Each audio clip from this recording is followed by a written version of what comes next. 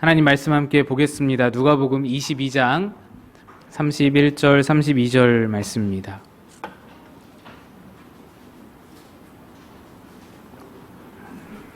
누가복음 22장 31, 32절 신약성경 135페이지에 있습니다. 우리 함께 합독하여 읽겠습니다. 시작. 시몬아 시몬아 보라 사탄이 너희를 밀 까부르듯 하려고 요구하였으나 그러나 내가 너를 위하여 내 믿음이 떨어지지 않기를 기도하였노니 너는 돌이킨 후에 내 형제를 굳게 하라. 아멘. 잠시 기도하겠습니다. 하나님, 오늘도 하나님의 말씀 앞에 섭니다. 그 말씀이 우리를 새롭게 하실 줄로 믿습니다. 그 말씀이 우리에게 위로와 소망과 힘과 능력이 될 줄로 믿습니다. 간절함으로 주의 말씀 기다리오니 주여 말씀하여 주옵소서. 전하는 자는 감추시고 주님의 말씀만 드러나길 소망하고 예수님의 이름으로 간절히 기도드리옵나이다. 아멘. 우리는 모두 다 고통을 싫어합니다. 고통을 좋아하거나 즐거워하는 사람은 없어 보입니다. 그런데 사실 이 말은 정확하지는 않습니다. 요즘 사람들은 고통을 돈 주고 사기도 합니다. 헬스장에 가보면 사람들이 고통 속에서 막 땀을 뻘뻘 흘리고 막 부들부들 떨고 신음소리가 터져나오고 뭐 헉헉거리는 소리가 막 들려와도 그런데도 사람들이 그곳에 돈을 주고 들어갑니다. 정기회원, 연간회원을 끊습니다. 마라톤을 달리는 사람들이 저는 5km만 달려봐도 너무나 힘들고 정말 막 다 먹었던 것들이 다 쏟아져 나올 것 같은 그런 느낌이던데 그 고통스러운 그 달리기를 42.19km나 되는 그 거리를 사람들이 돈을 내고 참여합니다. 참 희한한 일이죠. 직장에서 상사들에게 시달리고 업무 스트레스로 고통도 받는데 사람들이 취업하기 위해서 그 어마어마한 경쟁률에도 취업 전선에 뛰어듭니다. 이력서를 여기저기 내고요. 줄을 서서 취업하기를 기다립니다. 사람들은 고통 그 자체를 싫어하는 게 아닙니다. 사람들이 정말로 싫어하는 것은 목적이 없는 고통이었습니다.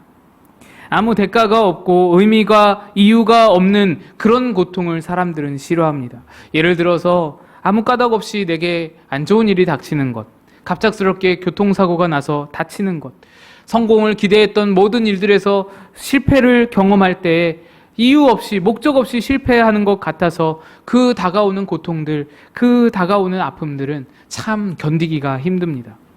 그래서 이런 질문들을 많이 듣게 됩니다. 이게 도대체 무슨 목적이 있나요? 여기에 담긴 의미가 있나요? 무슨 의미가 있나요?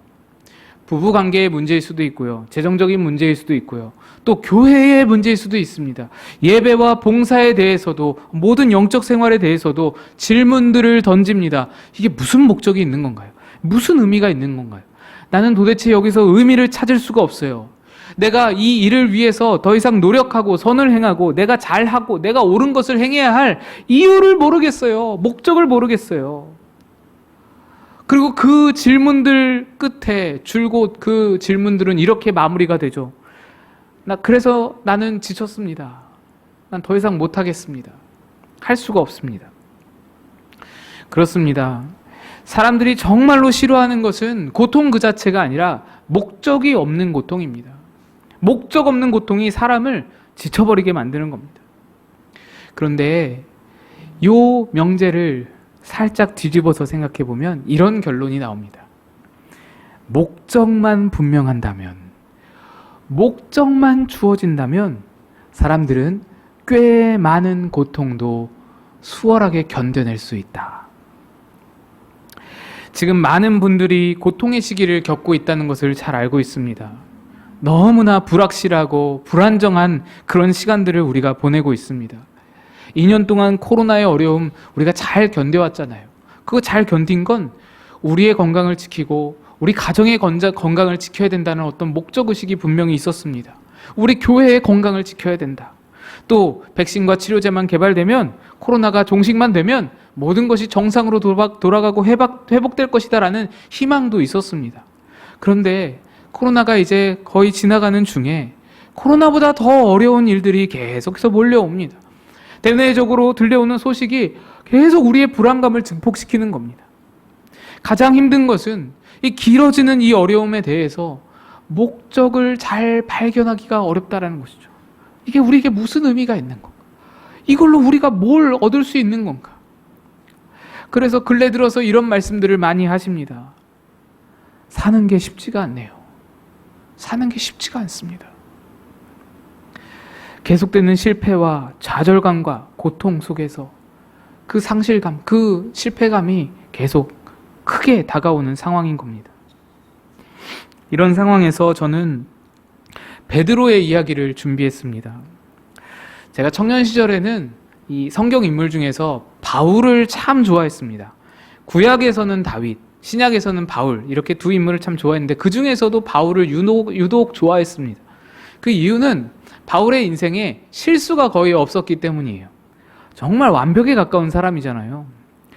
제 이메일 주소에도 보면 PaulESY 이렇게 되어 있습니다. 바울의 영어 이름을 거기다 붙였습니다. 그런데 어느 순간부턴가 이 바울이 제 마음에서 점점 멀어지기 시작했습니다. 바울이 뭐 싫어지거나 그러다기보다는 점점 가까이 하기에는 어려운 그런 사람이다라는 생각이 들었습니다. 제가 여러 가지 실패들을 경험하면서 그 실패의 경험들이 제 안에 인생에 차곡차곡 쌓이면서 내가 완전할 수 없다는 것을 경험하고 나에게 한계가 너무나 크게 있다는 것을 경험하게 되면서 느끼게 되면서 바울에게서 마음이 멀어집니다. 바울이 부담스럽게 느껴집니다.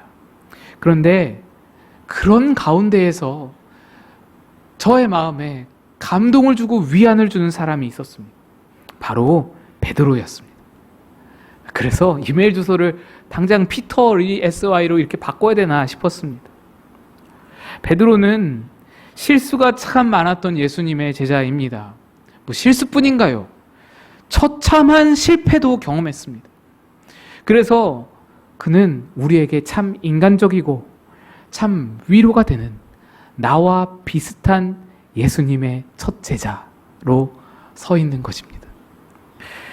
그런데 이런 베드로에게 또 이런 베드로처럼 자주 넘어지고 실수하는 우리들에게 이해할 수 없고 굉장히 불편한 말씀이 오는 본문 말씀입니다. 이 말씀은 지금 예수님께서 겟세마네에 체포되기 이전에 마지막으로 제자들과 마지막 만찬을 나누시면서 특별히 이 실수가 많은 베드로에게 하셨던 말씀이 오늘 본문 말씀인데요. 31절 보시면 시몬아 시몬아 보라 사탄이 너희를 밀가부르듯 하려고 요구하였으나, 시몬이라는 것은 베드로의 다른 이름인데 그 이름을 두 번이나 불렀다라는 것은요, 지금 내가 앞으로 너에게 하는 말이 굉장히 중요하다, 집중해라 라는 의미입니다. 집중을 말하시고는 하시는 말이 뭐냐면 사탄이 너희들을 밀가부르듯 하려고 요구했다. 여기서 까부르듯 한다라는 것은 이 채질을 하는 것을 말합니다. 추수해서 타작까지 마친 밀 그 알곡들을 채로 이렇게 알곡과 쭉정이를 가르는 것을 말합니다. 이게 우리로 말하자면 뭐 키질 같은 거잖아요. 근데 그걸 누가 누구에게 한다는 말인가요? 사탄이 제자들에게 한다는 말입니다. 사탄이 제자들을, 여러분 채질하는 게 뭔가요? 흔들기도 하고 막 들었다 놨다도 하고 던졌다 받았다 하고 털기도 하고 그러잖아요. 한마디로 곡식 입장에서는 정신없이 막 흔들리며 이렇게 놀아나는 것이 체질인데요. 사탄이 지금 제자들을 흔들고 털고 들었다 놨다 던졌다 받았다 하면서 한마디로 가지고 놀겠다라는 말이에요. 근데 더 중요한 건요, 지금 사탄이 이걸 예수님께 요구했다라는 겁니다. 사탄이 예수님께 제자들 제가 좀 가지고 놀겠습니다. 저한테 좀 맡기시죠. 제가 잠깐만 좀 데리고 놀 테니까 며칠만 좀 저에게 맡기시죠. 이렇게 사탄이 요구했다라는 거예요. 요구했다라고 나오잖아요. 그럼 여러분, 사탄이 이런 요구를 예수님께 했으면 예수님이 어떻게 하셔야 되나요? 당연히 안 된다고 하시죠. 나는 십자가를 지더라도 사랑하는 내 제자들은 너희들 건들면 안 된다. 절대로 건들 수 없다. 내 사랑하는 제자들 건들 생각하지 마라. 예수님 그러셨어야죠. 너희들 이 애들 건들면 너희들 가만 안 둘 줄 알아. 사탄의 요구에 그렇게 단호하게 대응하셔야죠, 예수님이. 근데 예수님이 이 사탄의 요구에 허락하시는 거예요. 그래라. 허락하시는 거예요. 예수님 왜 이러십니까? 예수님이 능력이 없으십니까? 예수님이 권한이 없으십니까? 사탄에 비해 힘이 약하기를 하십니까? 왜 사탄에게 제자들을 넘겨주시냐 말이죠. 선생님이 이러면 안 되는 일이잖아요. 리더가 이러면 안 되는 거잖아요. 사람 리더도 사람 선생님도 이런 일은 없는 거예요. 더군다나 예수님은 메시아시라면서요. 인류를 구원하신다면서요. 어떻게 이 제자들 얼마나 고생했나요? 3년 전에 배와 금을 다 버려두고 자기 돈벌이 다 버려두고 직장 다 버려두고 가정 다 버려두고 내 돈, 꿈 다 버려두고 예수님 따른다고 고생만 했어요. 이런 제자들에게 예수님이 어떻게 이럴 수가 있나요? 100번 양보해서 허락까지는 한다고 해요. 예수님의 뜻이 알지 못할 뜻이 있을 수 있으니 허락하신다고 하더라도 허락하신 이후에는 적극적으로 보호해 주셔야죠. 사탄이 너희들 밀가부로 너희들을 공격할 텐데 내가 허락했는데 걱정하지 말아라. 내가 너희들 지켜줄게. 내가 너희들 보호해줄게. 그런 말씀 하셔야 되는 거 아닙니까? 사탄이 지금 제자들을 마구 흔들어 제끼고 드러났다 하겠다 하는데 그 요구를 했다는데 예수님이 나가서 막아서고 보호해 주시고 그런 게 아니라 32절 보세요. 그러나 내가 너를 위하여 내 믿음이 떨어지지 않기를 기도하였노니. 내가 기도할게 이런 거예요. 아 그래 내가 기도할게. 지금 사탄이 제자들을 흔들어 놓고 막 들었다 놨다 하고 막 그런다는데 예수님이 내가 기도할게. 여러분 얼마나 기가 막힐 노릇인가요? 기도 중요하죠. 기도 필요하죠. 예수님이시잖아요. 예수님이 기도만 하신다는 건 이거는 좀 말이 안 되는 일이잖아요. 그래서 여러분 결국 제자들이 어떻게 됐습니까? 우리 잘 알다시피 판판이 깨졌습니다. 다 도망가고 다 배반했습니다. 특히 베드로 어땠어요? 베드로 정말 여지없이 까불려졌습니다. 정말 여지없이 놀아났습니다. 막 정신없이 당했어요. 예수님 재판받으시는 가야바들의 그 뒤에 몰래 따라갔다가 대제사장의 종들에 의해서 3번이나 발각될 뻔했어요. 3번이나 너도 그의 제자가 아니냐 소리를 듣게 되는데 그때마다 나 아니라고. 나 절대 아니라고. 나 그런 사람 모른다고. 나 절대 모른다고. 3번째 질문을 받을 때에는 예수님을 저주했어요. 뭐라고 저주했는지는 잘 모르겠지만 저주했어요, 예수님을. 그리고 하늘에 맹세를 하면서 하나님께 맹세하면서 난 그 사람 절대로 모른다고. 나 아니라고. 그리고 그 3번째 대답을 하는 순간에 마침 닭이 울었고 닭이 우는 순간에 재판정에서 재판받으시다가 폭행을 당하시고 주먹으로 얼굴을 뺨을 맞으시고 침뱉음을 당하시고 그러고 계시던 예수님이 베드로를 바라보셨습니다. 닭 울던 그 시간에 예수님이 베드로를 바라보셨어요. 그래서 둘이 눈이 마주쳤습니다. 그때 베드로는 예수님이 하신 말씀, 네가 3번 나를 부인하리라 하신 말씀이 생각나서 그 자리에서 뛰쳐나가서 심하게 통곡하였습니다. 여러분, 베드로가 잘못하긴 잘못했으나 이 일이 베드로에게 얼마나 큰 고통이었을까요? 베드로 개인적인 그 마음을 한번 헤아려 보세요. 얼마나 아팠을까요? 얼마나 힘들었을까요? 베드로는요, 자신감 하나로 살았던 사람이잖아요. 좀 무식하다는 소리 듣고 좀 생각 없다는 소리 들을지 몰라도 자신감 하나는 항상 넘쳤어요. 예수님, 내가 바다 위로 걸어보겠습니다. 그런 사람이에요. 자신감 넘치는 사람이에요. 무엇보다도 의리 빼면 시체인 사람이에요. 의리 하나는 둘째가라면 서러울 그런 사람이 베드로입니다. 예수님, 죽는다는 소리 하지 마세요. 내가 예수님 지킬 거예요. 무슨 소리예요? 난 예수님 배반하지 않습니다. 장담하던 사람이에요. 근데 오늘 3번 부인한 이 일로 베드로는 자기의 자랑거리, 자기가 내세울 만한 유일한 장점이 다 산산조각 나버린 거예요. 얼마나 비참해요. 이제 잘할 게 없어요. 나 잘할 게 없어요. 안 그래도 3년 동안 모든 걸 내버리고 따랐던 스승이 지금 죽음의 위기에 처해 있는데 그 스승이 죽는다는 것만으로도 큰 고통이잖아요. 얼마나 고통이에요. 내 꿈이 없어지고 내 비전이 사라지는데, 근데 내 장점도, 내 장기도 다 무너졌어요. 내 의리도, 내 자신감도 다 무너졌어요. 그럴 리 없다고 호언장담했던 게 너무너무 부끄럽게 돼버렸어요. 스승을 잃은 고통에 더해서 내 밑바닥을 보는 거예요. 나 잘하는 게 뭐지? 내가 주를 위해 할 수 있는 게 뭐지? 아무것도 없네. 죽어가는 스승을 위해서 아무것도 할 수 없는 무력한 자기 자신, 비참한 자기 자신을 발견하고 베드로는 그 고통 속에서 몸부림치고 있는 거예요. 몸부림치는 거예요. 제가요, 말씀에서 불편했던 것이 바로 이 지점입니다. 이 고통이 얼마나 힘든 고통인지 우리 잘 알잖아요. 예수님이 아셨단 말이에요. 베드로가 이 고통을 당할 줄 아셨는데 예수님이 왜 이 고통을 허락하셨냐를. 우리 모두에게도 삶을 살면서 그런 것 한 번쯤은 있잖아요. 이것만큼은 내가 남에게 뒤지지 않아. 이것만큼은 내가 누구 못지않게 잘할 수 있어. 그런데 바로 그 지점에서 실패를 맛보고 판판이 깨어져 보면요, 그 고통과 좌절은요, 다른 실패와는 비교할 수 없는 거예요. 말로 다 못하는 거예요.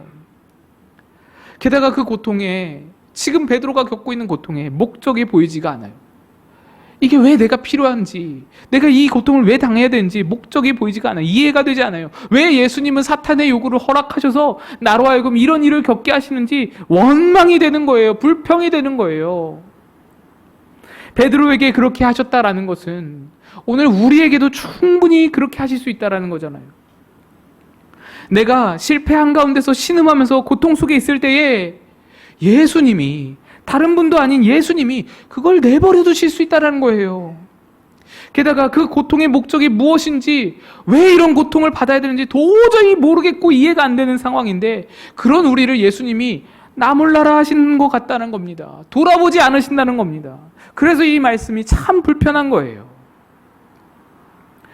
그런데 우리가 지금 이 자리에 있는데 목적도 의미도 모르겠고 예수님은 나를 돌보지 않으신 것 같고, 그래서 우리가 나는 지쳤어 이러고 있는데,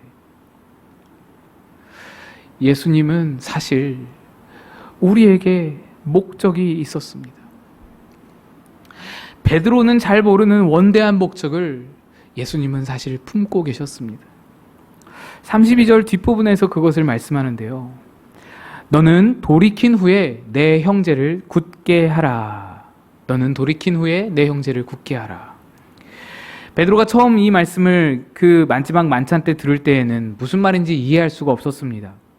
그런데 훗날 베드로가 이것을 다 깨닫게 돼요.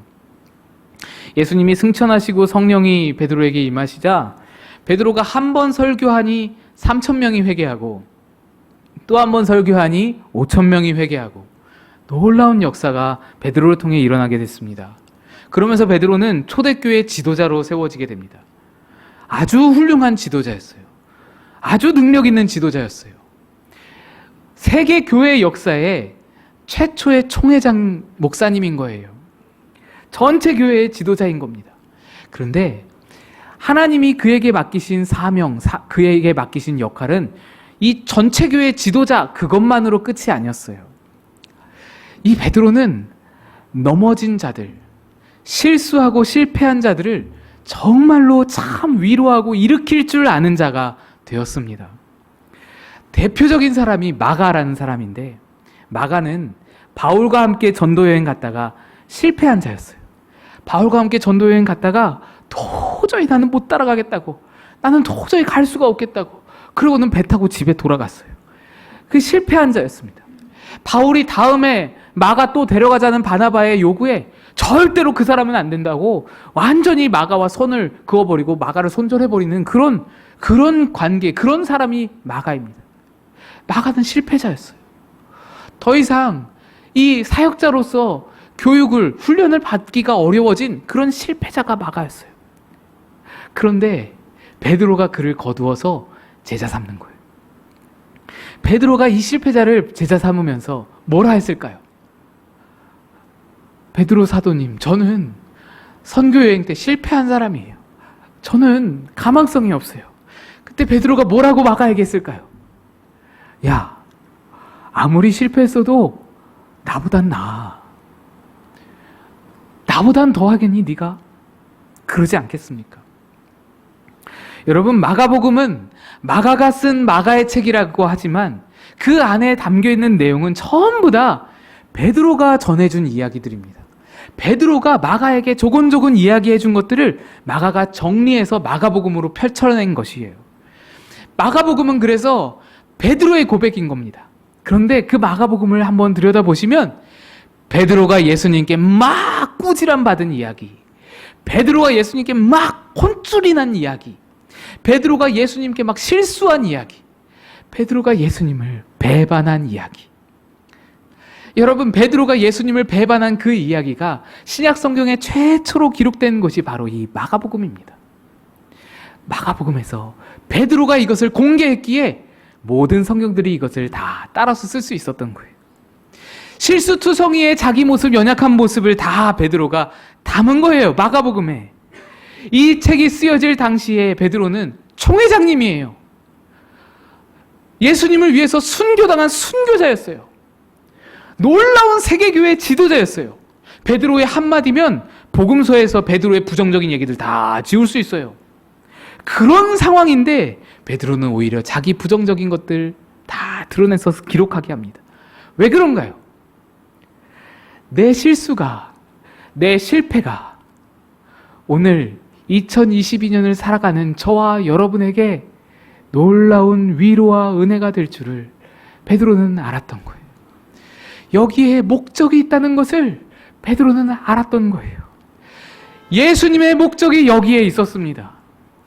베드로를 고통 중에서 그걸 다 견뎌내게 하신 목적이 예수님에게 여기에 있었었고, 수많은 넘어지고 쓰러질 모든 그리스도인들에게 베드로가 엄청난 위로가 될 것을 예수님은 바라보고, 베드로야 좀만 견뎌라, 베드로야 좀만 견뎌라. 예수님은 베드로의 고통 속에서 목적을 발견하시고 그 목적이 오늘 우리에게 위로가 될 것을 알기에 그것을 견디게 하셨습니다. 그런데 예수님께서 이 말씀하시면서 너는 돌이킨 후에 내 형제를 굳게 하라 말씀하시면서 너는 돌이킨 후에 라고 말씀하시죠. 예수님은 베드로가 돌이킬 것을 다 알고 있었습니다.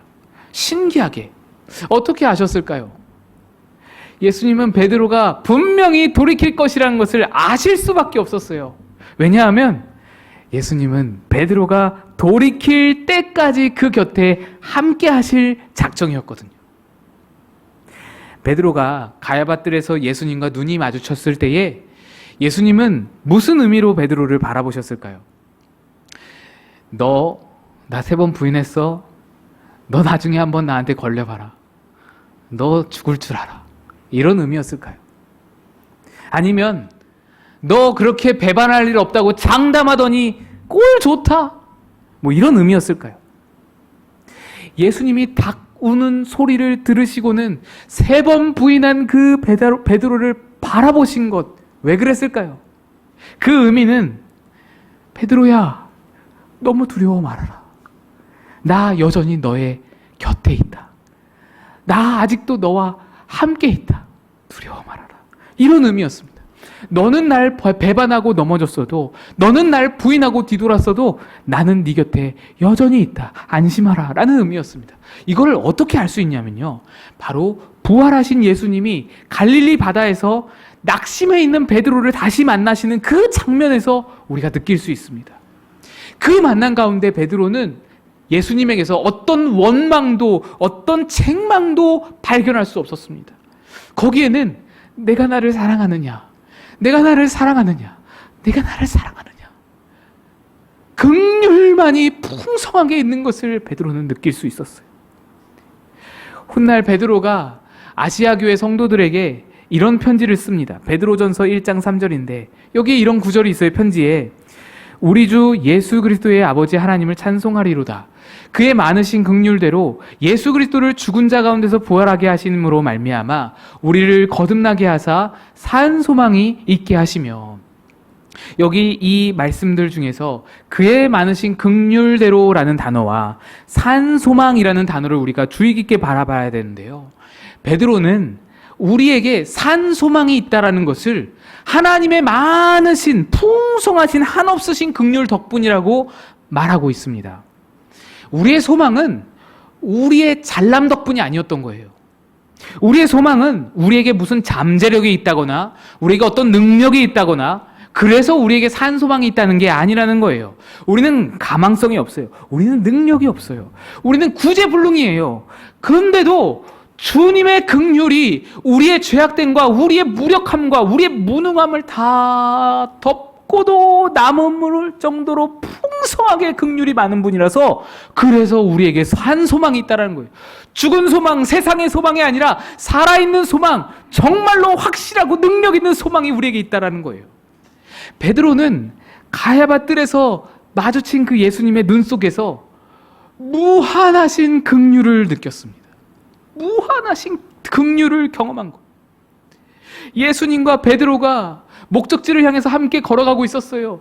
힘들고 어려운 순간은 많이 있었지만 그래도 뚜벅뚜벅 함께 걸어갔어요. 근데 한순간에 베드로가 예수님을 3번 부인하면서 등 돌리고 넘어져 버렸어요. 심하게 자빠져 버렸어요. 근데 그 순간에 예수님은 넘어진 베드로를 두고 나 갈 길 바쁘니 너 따라올 테면 따라오고 말 테면 말하라 하고는 훌쩍 가버리지 않으셨다는 거예요. 베드로가 넘어졌는데 너 빨리 일어나, 너 안 일어나면 큰일 나 재촉하고 강요하면서 억지로 끌고 가신 게 아니라는 말이에요. 예수님은 넘어진 베드로를 바라보시면서 말없이 그 자리에서 바라보며 기다리셨어요. 베드로가 넘어진 그 자리에 예수님도 함께 털썩 주저앉으셨어요. 그래서 베드로와 함께 계시는 거예요. 이게 가야바 뜰에서 예수님이 베드로를 바라보신 그 의미예요. 그 눈동자의 의미예요. 십자가의 모든 고초가 끝이 나고 예수님이 부활하셨죠. 부활하신 예수님을 베드로가 만났어요. 그런데도 베드로의 마음엔 아직도 낙심이 여전했어요. 나는 실패자니까. 난 이제 예수님의 일을 할 수 없어. 예수님이 부활하셨어도 그게 어때서? 그게 대단하고 대수라고. 나는 실패자인데. 여전히 고통 속에, 여전히 원망 속에 예수님이 나한테 그 일을 허락지만 않으셨다면 내가 이러진 않을 텐데. 다 때려치우고 나는 이전에 하던 고기잡이나 계속 할 거야. 그리고 갈릴리 바다로 가버렸습니다. 근데 이렇게 길어지는 베드로의 낙심 속에서 예수님은 그래도 그 자리에 함께 하셨어요.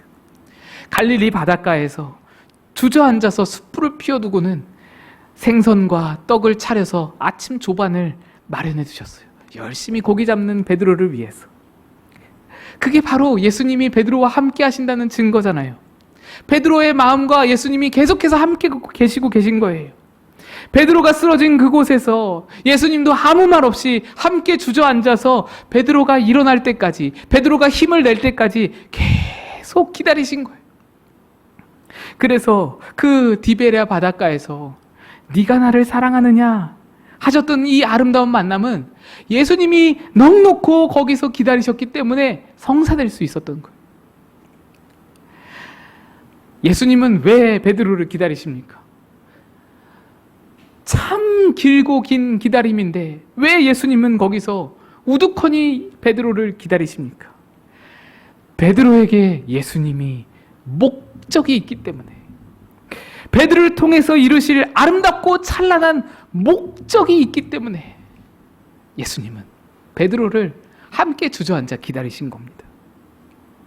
여러분, 우리가 고통 속에서 몸부림칠 때 주님이 마치 나를 방치해 둔 것처럼 느껴질 때, 때로는 주님이 계시지 않은 것 같은 정도로 이해가 되지 않고 낙심이 될 때, 주님은 그렇게 넘어져 있는 우리들 옆에 함께 털썩 주저앉아서 우리를 기다리십니다. 우리를 바라보십니다.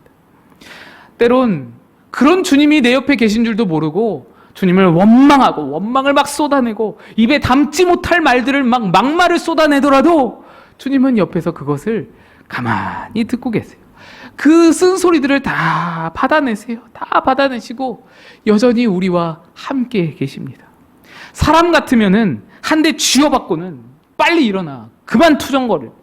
그냥 그만 툴툴거리고 내가 너를 얼마나 더 참아야겠니?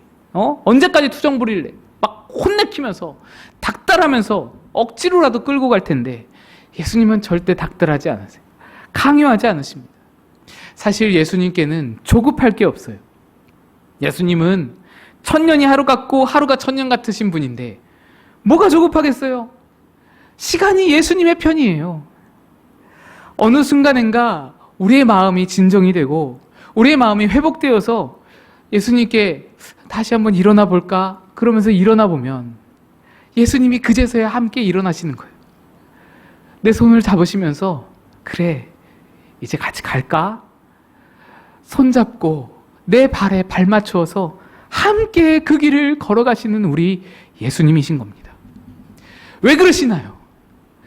나에게, 여러분 한 분 한 분에게 예수님은 너무나 아름답고 찬란한 목적이 있기 때문입니다.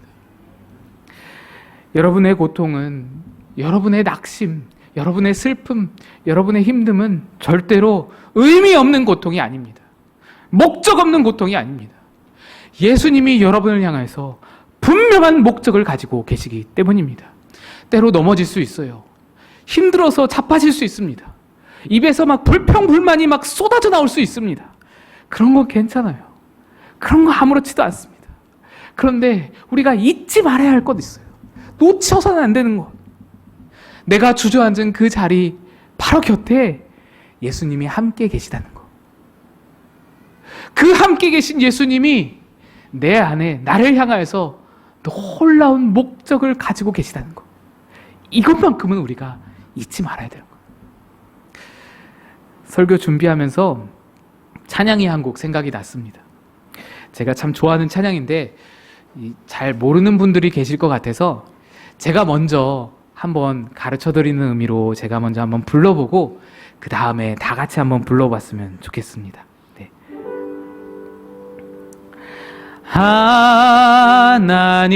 하나님께로 더 가까이 갑니다. 고통 가운데 계신 주님,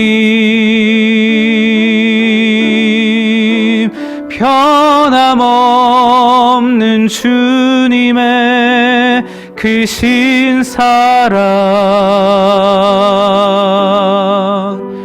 영원히 주님만을 섬기리. 이 찬양에서 고통 가운데 계신 주님이라는 가사가 있는데요. 여기서 말하는 고통은 주님 당하신 고통을 말하는 게 아니라 내 고통 말합니다. 내 고통. 내 고통 가운데 주님이 계시다는 거예요. 여러분, 예수님은 우리 고통을 너무나 잘 아십니다. 왜냐? 예수님은 우리가 당하는 모든 고통 다 당해 보셨거든요. 다 겪어보셨거든요. 그래서 우리 고통을 잘 이해하시는 분이에요. 그분이 내 고통당하는 내 곁에서 함께 계시는 거예요. 나를 이해하고 나를 너무나 잘 알면서 그래서 기다리고 계신 거예요. 그 고통 가운데 목적이 있기 때문에 이 고통 다 지나고 나면 하나님이 이루실 아름다운 목적이 있기 때문에 그 계획이 있기 때문에 기다려주시는 거예요. 잠자코 기다려주시는 거예요. 손잡고 기다려주시는 거예요.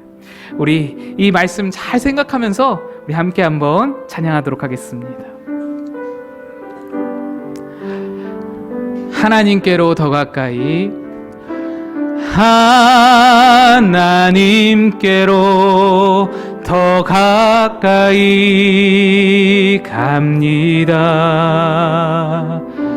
고통 가운데 계신 주님,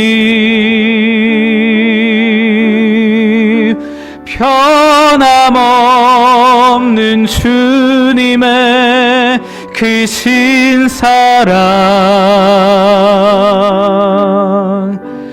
영원히 주님만을 섬기리. 다시 한번 하나님께로 더 가까이,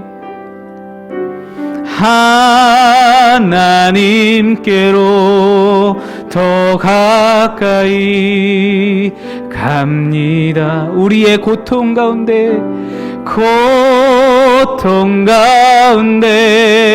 계신 주님,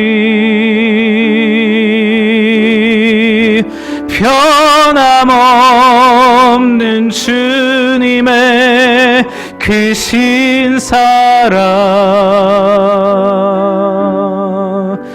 영원히 주님만을 섬기리. 마지막으로 찬양합니다. 하나님께로 더 가까이, 하나님께로 더 가까이 갑니다. 고통 가운데 계신 주님, 변함없는 주님의 크신 사랑,